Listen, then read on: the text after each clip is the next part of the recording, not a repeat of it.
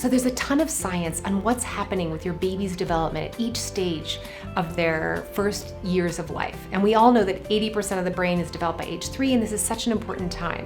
The problem is a lot of that science isn't actually reaching parents in an actionable way, that we can feel like we can do something about this important time.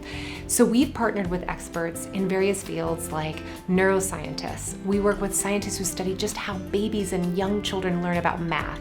We work with speech therapists and understand how babies discover language and develop their capacities for language, physical therapy and OT, and also disciplines like Montessori and Waldorf and Reggio Emilia. And we bring all of these insights together and we partner with these experts to develop our products and our play guides so that you can feel like you have actionable insights, you know why you are doing these activities, why it matters, what's happening with your child's brain at this moment in time, and then what to do about it, how to play and how to engage with your baby so that you're really tuned into what they're hungry to learn at each stage.